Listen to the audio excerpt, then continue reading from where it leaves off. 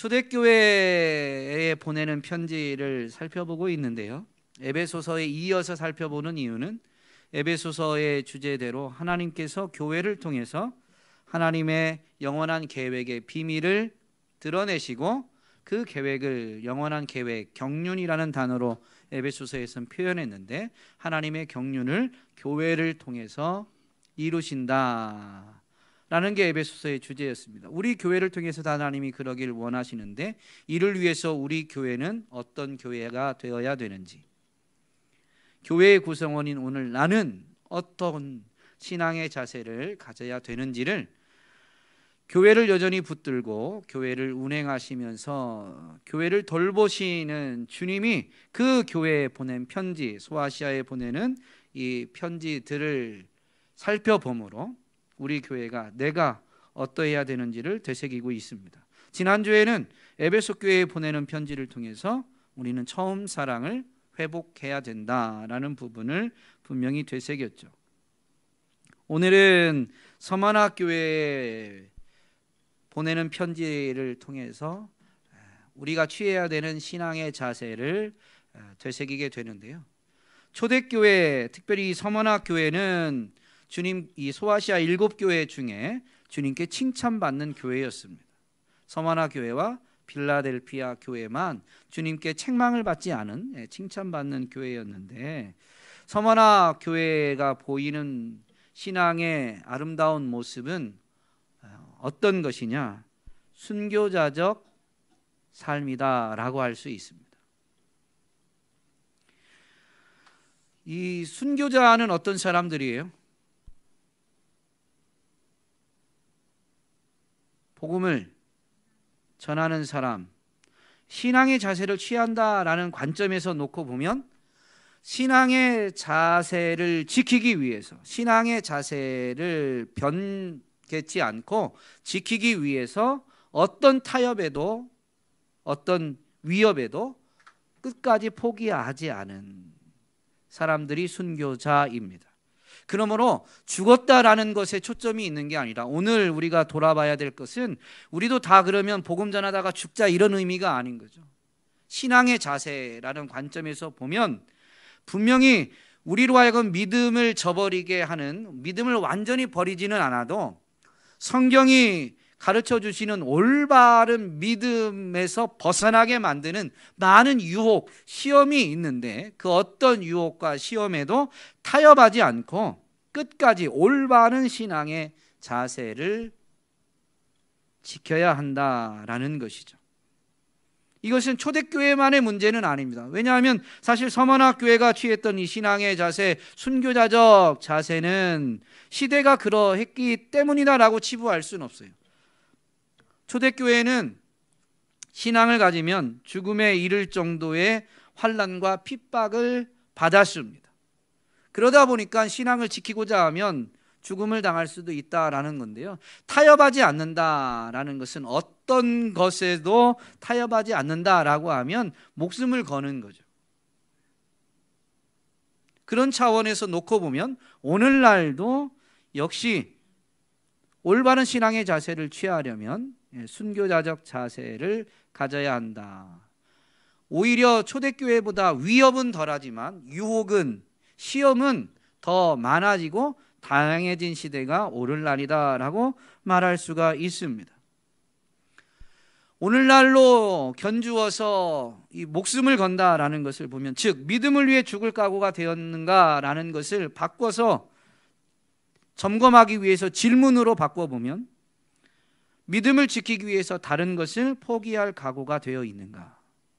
그 다른 것에는 여러분의 개인적인 소원, 세상에서의 성공, 사람들의 인정, 그리고 삶에서 누리는 안전, 편리, 즐거움, 그런 것들을 믿음을 지키기 위해서 포기할 수 있느냐라는 거죠.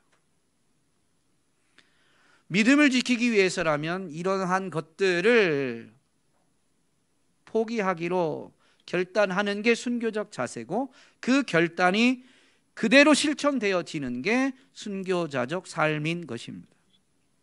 오늘 본문에 있는 서머나 교회는 분명히 고난받는 교회였습니다. 9절 말씀에 보면 주님이 그 교회를 다 알고 계시는데 이렇게 말씀하시죠. 내가 내 환난과 궁핍을 안다. 그리고 자칭 유대인이라는 자들의 비방도 안다. 교회가 환난과 궁핍함 가운데 있습니다. 환난을 받고 궁핍함 가운데 있고 거기다가 사람들이 비방하는 소리도 듣고 있는 거죠. 그런데 그것을 주님이 다 아신다라는 것입니다. 사실 서머나 교회만의 문제는 아닙니다. 로마 시대 그 시대적인 문제였습니다. 로마 제국은 다양한 민족들로 이루어진 큰 나라 대제국이죠. 그러다 보니 제국을 통치하는 황제 그리고 황제를 중심으로 한 그 정부는 제국을 유지하기 위해서는 힘을 뭉쳐야 하죠. 통합해야만 합니다. 그래서 내놓은 정책이 뭐냐면 황제 숭배입니다. 황제를 신으로 선포하고 그 신인 황제에게 절을 하며 세운 신전 그리고 그 신상 앞에 와서 절하면서 카이사르는 나의 주이시다라는 고백을 하게 시켰습니다. 그리고 그 신전에 나올 때 가지고 오는 이 예물, 재물 그리고 신전 앞에서 보이는 그러한 자세들을 통해서 황제에 대한 즉 제국 나라에 대한 충성도를 점검했습니다.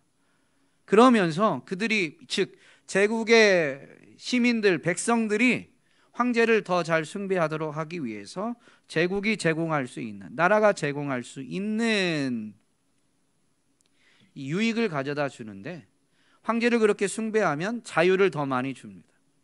그 자유는 모든 사회 활동에 적용되어지는데 황제가 신이다라고 선포하고 황제를 숭배하게 했기 때문에 다른 신은 섬기면 안 된다라고 하지 않았어요. 오히려 그렇게 황제를 나의 주로 인정하면 더 많은 자유를 줘서 아무 신이든 섬겨도 타치하지 않고 오히려 잘하고 있다라고 독려할 만큼 자유를 주었습니다. 종교의 자유. 또 경제활동에서도 더 많은 자유를 주었는데요. 물건을 사고 파는 데 있어서 제국이 제시할 수 있는 좋은 유익한 것들을 더 많이 누릴 수 있게 해 주었습니다. 그런데 그리스도인들은 그 로마 시대의 그리스도인들은 황제가 나의 주다라고 고백할 수가 없었습니다. 왜냐하면 예수님이 나의 주가 되시기 때문에. 그래서 이걸 거부했는데요. 그걸 거부하니까 제국이 갖고 있는 정부가 갖고 있는 권력으로 하지 않는다고 핍박을 했으며 다른 것을 제지하는데 종교의 자유도 또 이 경제 활동에서의 자유도 제재합니다. 그래서 물건을 사고 파는 데 있어서 어려움을 겪게 됩니다. 또 일자리를 구하는 데 있어서도 합법적으로 일자리를 구하기가 매우 어렵게 됩니다. 그리스도인들에게 일자리를 주면 오히려 황제를 숭배했던 그 사람에게도 제재가 가니까 사회적인 흐름 자체가 그리스도인들이 일자리를 구하기가 어렵게 되었던 것이죠. 그러다 보니 그리스도인들은 황제 숭배를 거부함으로 인해서 핍박을 받을 뿐만 아니라 핍박과 함께 동시에 핍박으로 인해서 겪게 되는 게 있는데 그게 궁핍함입니다. 자급자족해야 되는 거예요. 순전히. 그것도 핍박을 피해서 자급자족을 해야 되니 사실은 구직도 어렵고 경제활동 자체에 제재가 들어오다 보니까 세금은 더 많이 요구하고 그러니 궁핍해지지 않을 수가 없었던 것이죠. 그래서 지금 서머나 교회가 그런 어려움을 겪고 있다라는 것을 주님이 아신다는 표현으로 분명히 보여줍니다. 환난과 궁핍을 안다. 여러분 사람이 어려운 일을 만나는데 그 어려움이 제일 어려움 그 겪는 고난이 내 인생 최고의 고난이다라고 생각되는 건 고난 자체의 무게라기보다는 고난을 견디는 사람의 현재 상태에 의해서 결정됩니다. 제 표현이 설명이 이해되시죠? 고난 자체의 무게로만 이게 내 인생의 최고 고난의 시기다, 제일 어려운 시기다라고 고난 자체의 무게에 의해서 결정되는 게 아니라 그 고난을 감당하는 사람의 마음, 그 상태에 따라서 결정됩니다. 고난 자체도 어려웠는데 이들은 어떠한 경우를 지금 겪고 있냐면 유대인들의 비방을 겪고 있다라는 것이죠. 비방을. 유대인들은 왜 그리스도인들을 비방했느냐? 유대인들이 가진 이 신학적인 사고 때문입니다. 구약 성경을 보면 이러한 부분이 드러나게 되어 있는데요. 율법에 의해서 의가 무엇인지가 가르쳐지고, 그래서 의를 행하면, 율법을 행하면, 이 구약 성경을 보면 하나님이 무엇을 약속하세요? 복을 약속하세요. 율법을 행하는 게 뭐냐면 의이고, 그래서 의인들은 복을 받는다라고 생각을 갖게 됩니다. 율법을 행하지 않으면 불의한 거죠. 악을 행하는 거예요. 율법을 행하지 않는 것은 악을 행하는 것입니다. 그러면 악을 행하면 하나님이 율법을 행하지 않으면 어떻게 하시겠다고 경고하세요? 징계, 심판하시겠다라고 분명히 말씀하시죠. 그 심판의 방법이 구약 성경에서는 뭐냐면 전쟁, 가난, 질병입니다. 지금 이 그리스도인들은 핍박을 받고 있죠. 그 다음에 가난한 상황이죠. 그러니 유대인들이 볼 때 그리스도인들은 하나님께 징계를 받는 것입니다. 사실 그리스도인들은 하나님을 믿는 자들인데, 하나님이 보내신 자 예수 그리스도를 통해서 하나님을 섬기는 자들이 그리스도인입니다. 그 믿음을 지키기 위해서 지금 핍박도 감수하고 궁핍함도 감수하고 있는데, 유대인들이 지금 뭐라고 비방하냐면 너희들 믿음 잘못된 거다. 니네 하나님한테 지금 벌 받고 있는 거야. 아니, 하나님을 믿는 믿음 때문에 핍박을 견디고 있고, 하나님을 믿는 믿음 때문에 이 궁핍함 중에서도 지금 버티고 있는데, 견디고 있는데, 사람들이 와가지고 그 버팀의 이유가 되는 것이 잘못됐다라고 비방하는 거죠.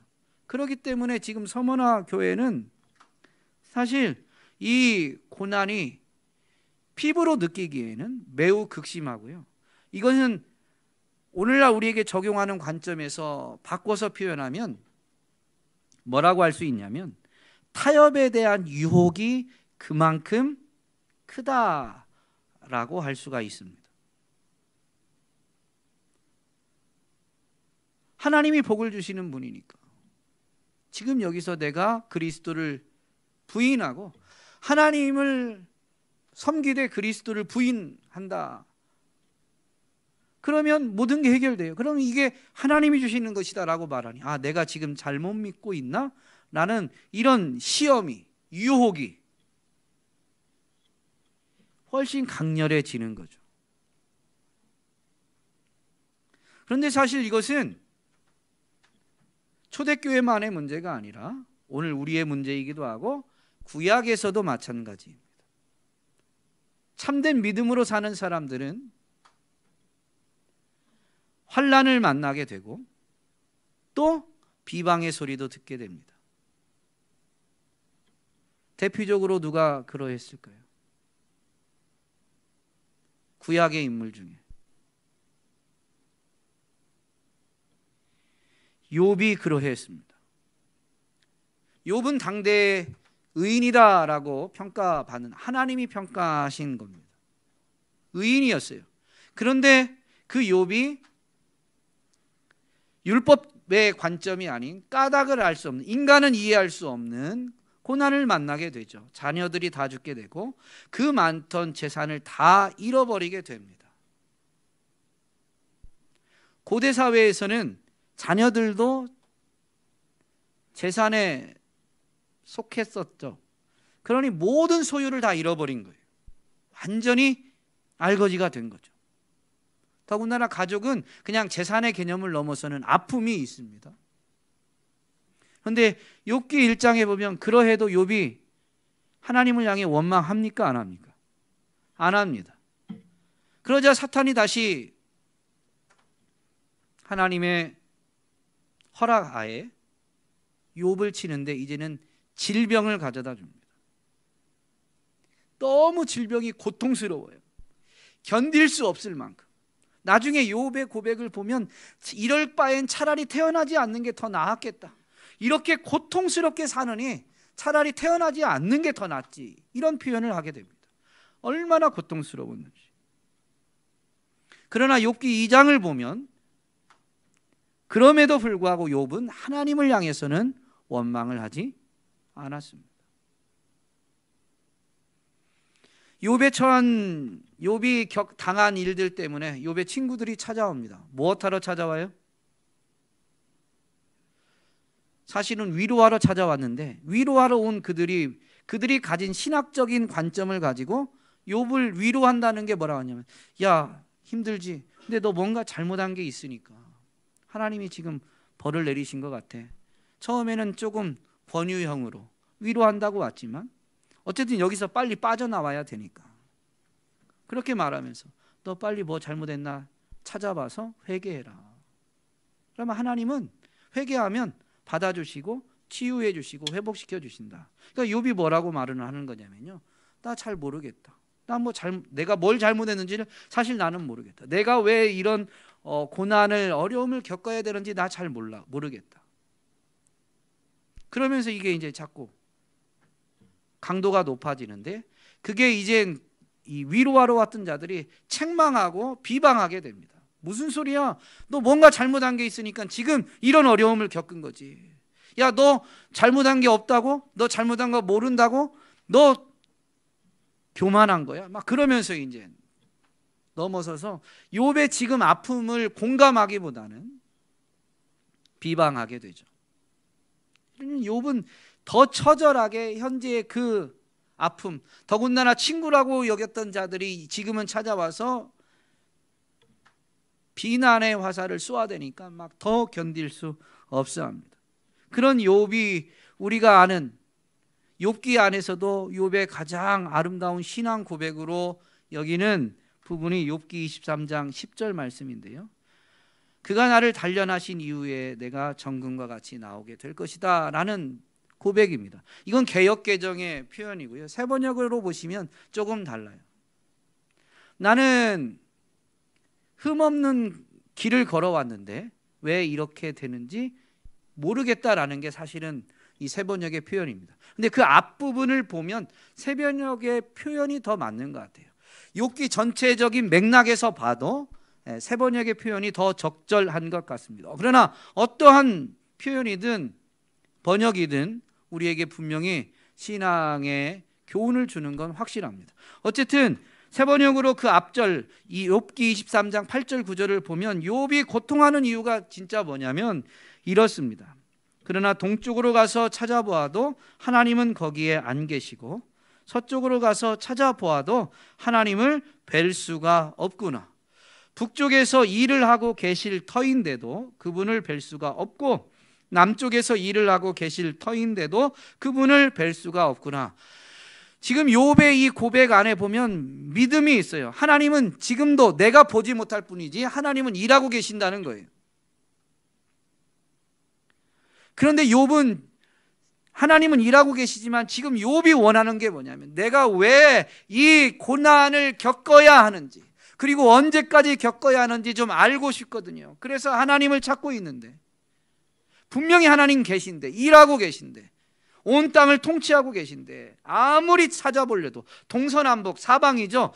그냥 구석구석 하나님을 찾아보고 싶은 거예요. 하나님을 간절히 찾는데도 하나님을 찾을 수가 없다라는 게 엄밀히 말하면 욥의 고백입니다.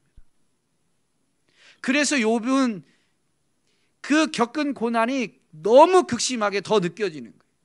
시작할 때 보면 욥은 그 일로 인해서 하나님을 원망하진 않았어요. 그러나 욥기를 점점 읽어보면 그 상황 가운데에서 욥이 마치 불평하는 것처럼, 하나님을 향해 대적하는 것처럼 느껴질 만큼 욥의 호소는 아주 격렬합니다. 이유는 뭐냐면 나 혼자 버려진 것 같은 거예요. 여러분, 고통이 사람에게 가져다 주는 가장 큰 아픔이 뭐냐면 고립감입니다. 이 고난을, 이 고통을 누구도 모르고 나만 겪는 것 같은 거죠. 그 고립감이 사실은 그 고난을, 고통을 최대치로 만드는 거예요.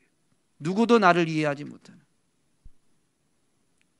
어쩌면 가장 가까운 내 가족, 심지어 한 몸이라고 여겨졌던 배우자조차도 이걸 모른다라고 여기면요, 정말로 그때처럼 고통스러운 게 없는 거예요.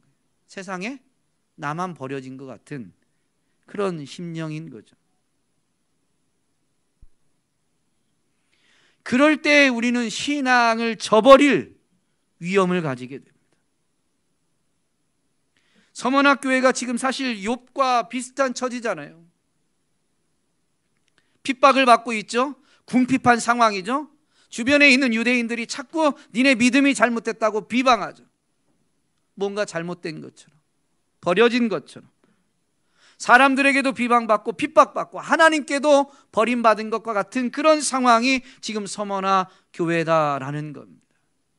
그런데 그런 교회가 주님께 칭찬받을 수 있고 끝까지 승리할 수 있게 되는 비결이 오늘 본문에 나오는데, 먼저 이 교회에 주님이 자기 자신을 어떤 분으로 계시하는지, 즉 주님이 누구이신지를 바로 알아야 돼요.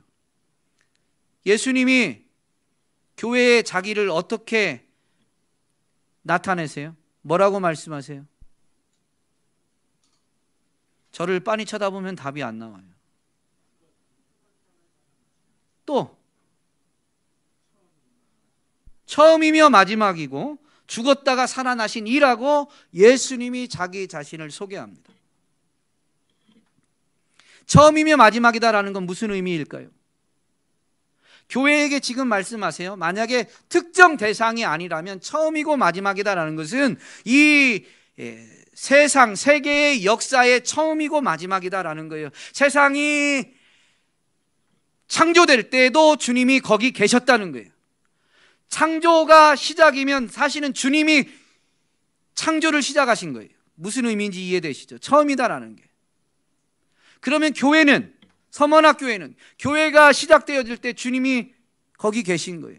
사실은 주님에 의해서 시작된 거예요.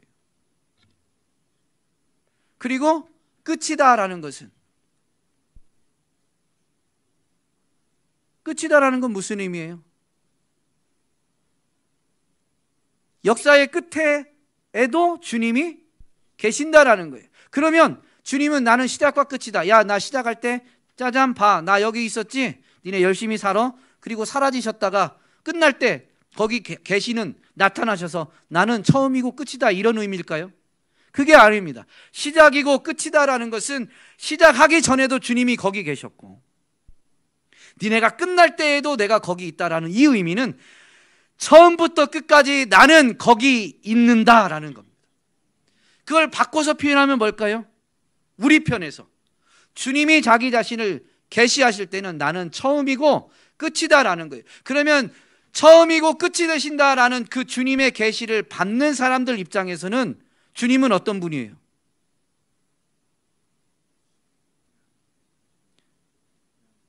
우리 가운데 계시는 분, 우리와 함께 하시는 분이에요. 시작부터 끝까지. 이것을 성경적인 표현으로 바꾸면 영원히입니다.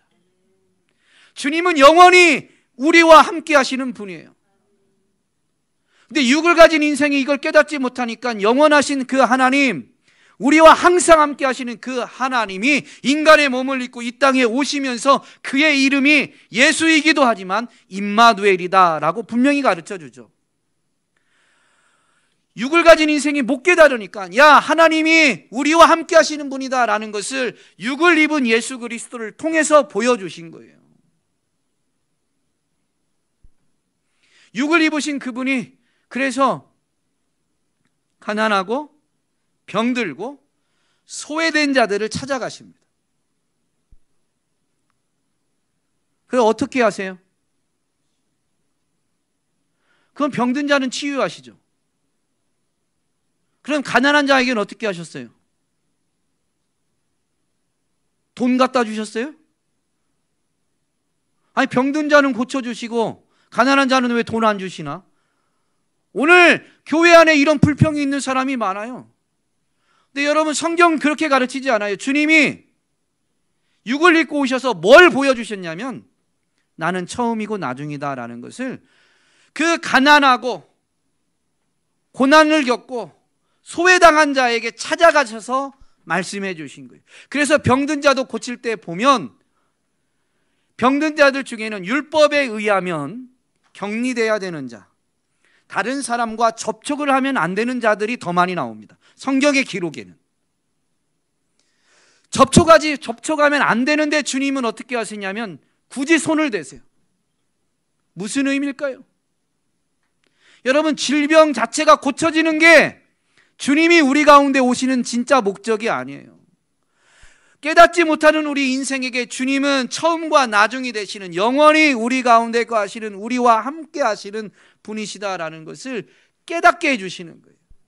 깨닫는 방법이 병들어서 누구도 손대지 않는 그에게 주님이 손대 주시는 거고, 손대는 순간에 주님이 우리를 고치셔서 우리가 결국 이 땅이 아니라 주님 손에 이끌려서 들어가게 될 완성된 하나님의 나라에서 우리가 받게 될 은혜가 무엇인가라는 것을 일부분 체험하게 해주시는 것입니다.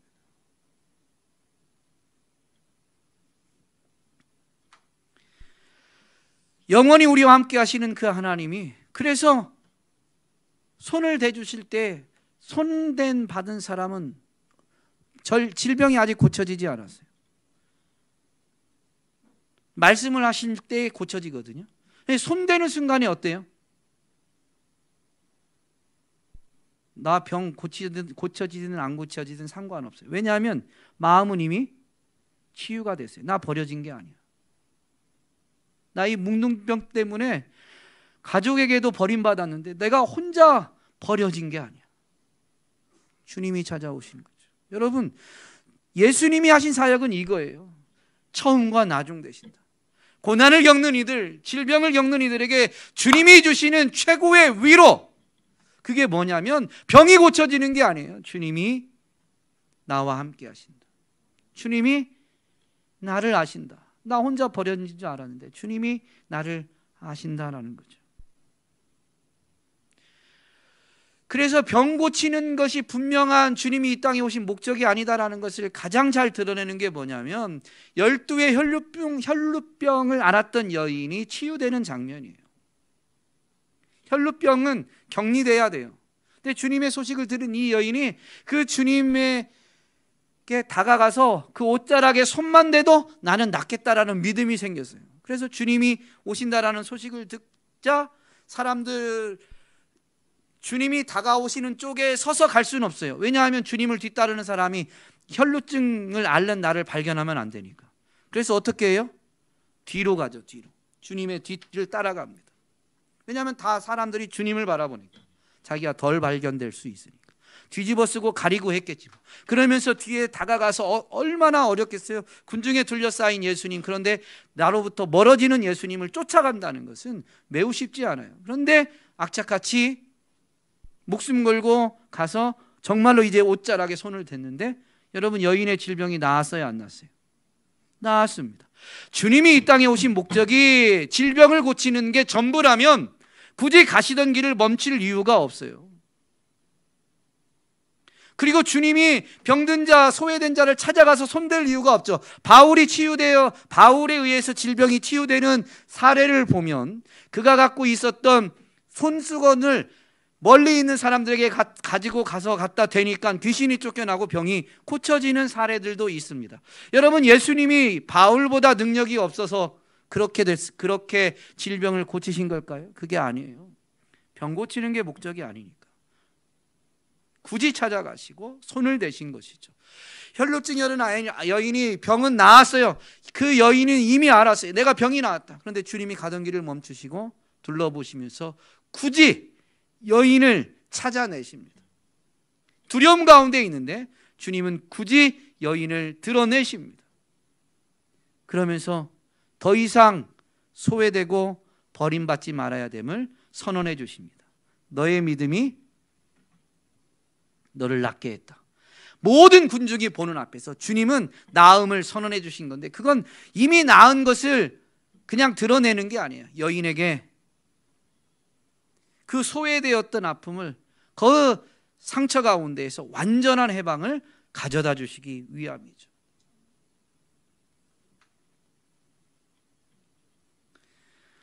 서문학교에 주님이 지금 하시는 말씀은 내가 너희와 함께하기 때문에 너희의 모든 것을 안다라는 것입니다. 여러분, 오늘 우리가 주님이 처음과 나중 되시는, 우리와 영원히 함께 하시는 분, 그래서 우리의 모든 것을 아시는 분이다라는 것을 분명히 되새기게 된다면 오늘 교회는 어떠해야 될까요?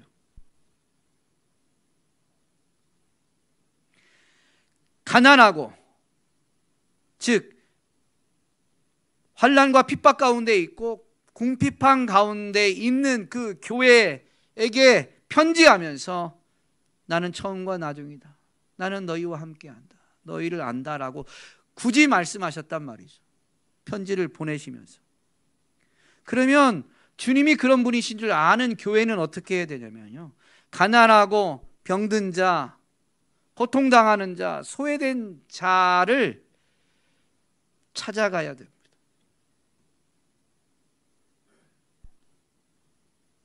그리고 어떻게 해야 돼요? 기도해야 돼요.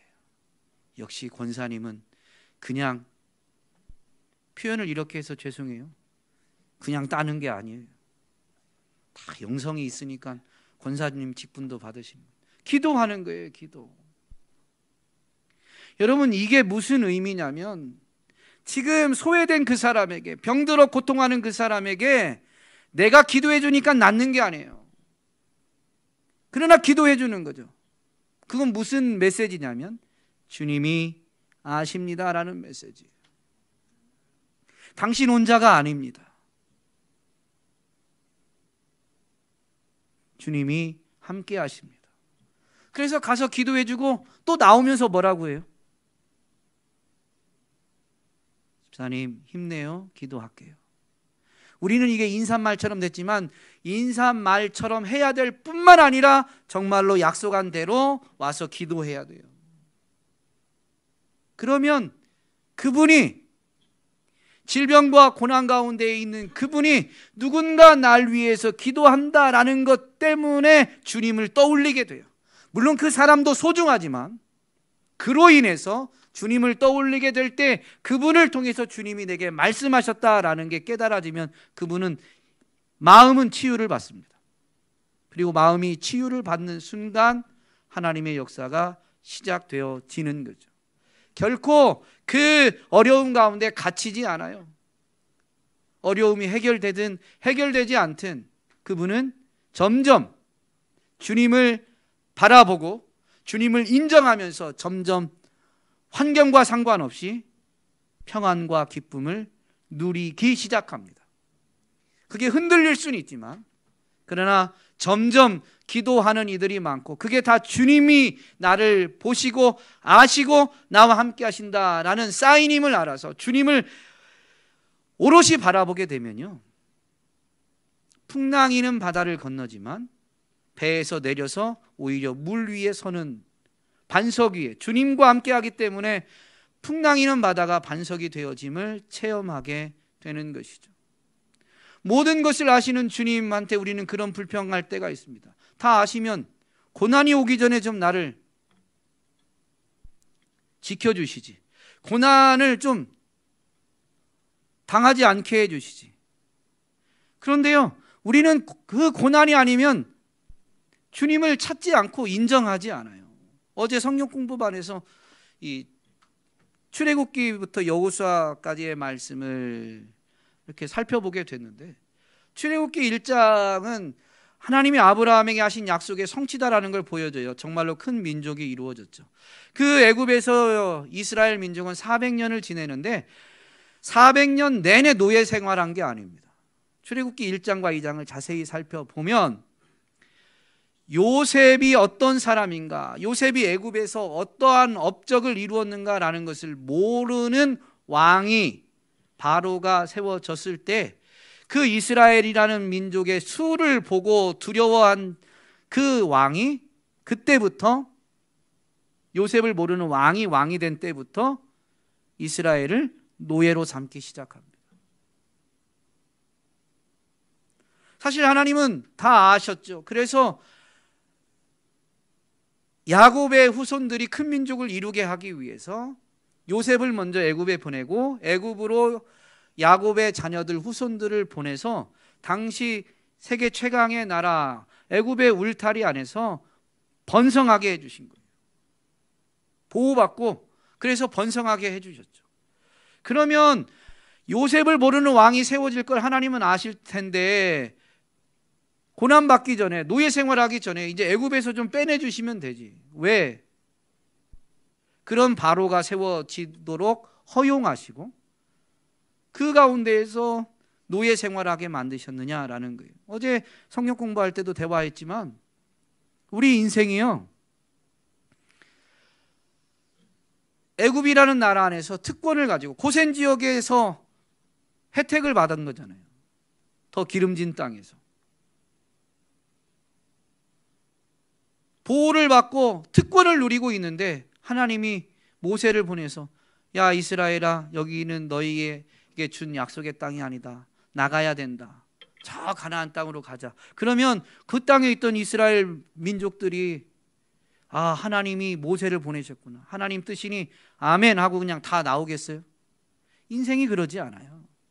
저와 여러분의 지난 날만 봐도 부인할 수 없는 사실 아닙니까? 고난이 있어야, 그때서야 그 자리에서 고개를 들어 하늘을 보기 시작하고, 때로는 불평으로 시작할지 모르지만 하나님 좀 살려주세요라고 하나님을 찾기 시작합니다.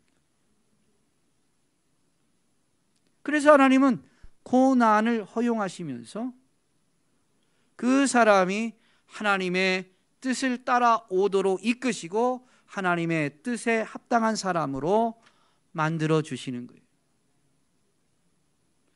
구약에 있는, 신약에 있는 많은 믿음의 사람들은 고난을 안 겪은 사람이 아니고 고난을 더 극심하게 겪은 거죠.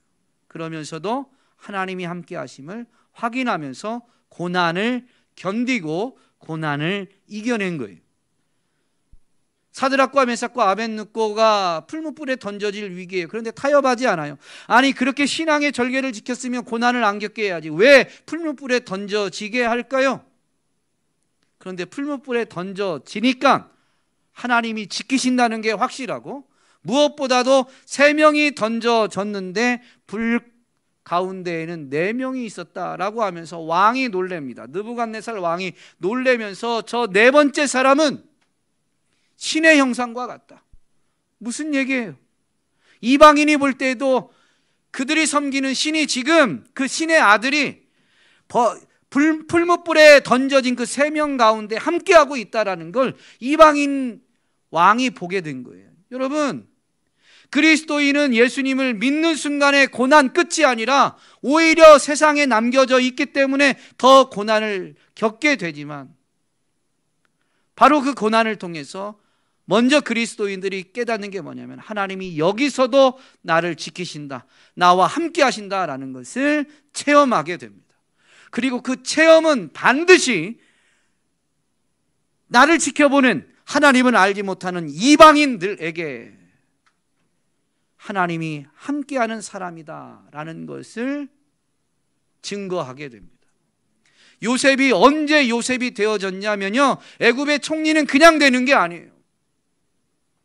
보디발의 집에 노예로 갔을 때에 요셉은 준비되어지되, 어떻게 준비되냐면 하나님의 사람으로 인정받으면서 준비됩니다. 그의 주인이 요셉을 보매 하나님이 함께하는 사람이었더라라는 것입니다. 억울한 일을 당해서 감옥에 가지만 그 감옥에서 있던 사람들도 노예였는데 또 억울함을 당해서 감옥까지 왔는데도 요셉은 전혀 다른 삶을 사는 거예요. 그러니까 그들이 뭐라고 합니까? 감옥 관리가, 전옥이 하나님이 함께하는 사람이다. 여러분, 죽었다가 살아나신 분이다라는 것은 보통은 인생을 말할 때는 언제 태어나서 언제 죽었다 라고 말합니다. 죽음이 끝이다 라고 말하는데, 우리 주님은 지금 고난을 겪고 있는 이들에게 죽었다가 살아나신 분으로 말하죠. 지금 너희가 몸을 가지고 살면서 고난을 겪고 있는데 그것은 분명히 끝이 있다. 그러나 그 죽음이, 끝이, 인생의 그 끝이 정말로 끝이 아니다. 주님은 죽었다가 살아나신 분, 즉 부활로 인해서 영원한 생명을 누리게 된다라는 것을 분명히 가르쳐 줍니다. 그래서 우리 주님이 죽었다가 살아나신 분이다라는 것을 깨달은 바울은 교회에게 이렇게 권면하죠. 우리가 잠시 받는 환난에 경한 것이 지극히 크고 영원한 영광에 중한 것을 우리에게 이루게 합니다. 이 땅에서 육을 가지고 살아가는 동안 받는 환난은 잠시예요. 왜냐하면 죽었다가 살아난 주님을 바라볼 때 그 영혼의 관점에서 보면 육을 가지고 겪는 이 시간은 잠시입니다. 그래서 죽었다가 살아나신 분이 지금 이 서머나교회에 뭐라고 말씀하시냐면, 장차 너희에게도 환난이 더 있을 것이다. 그런데 10일 동안이라고 말씀하시죠. 헬라 문학에서 10일 동안이라는 표현은 잠시 동안이라는 의미입니다. 이제 휴가철인데요, 휴가 계획을 구체적으로 세우지 않았는데 이제 휴가철이 다가오니까 서로 물어요. 호칭을 뭐라고 해야 될지. 뭐 그냥 제가 한다고 하면, 하집사님 이번 휴가 어떻게 보내실 거예요? 계획 세우셨어요? 아니요? 그러면 휴가는 어떻게 하실 건데? 한 집에 좀 하루 이틀 있다가, 또는 부모님 찾아뵙고 왔다가 한 3, 4일 어디 좀 갔다 올 겁니다. 그러면 그 3, 4일이라는 의미가 정확히 3박 4일 동안만 어디를 갔다 오겠다라는 의미예요?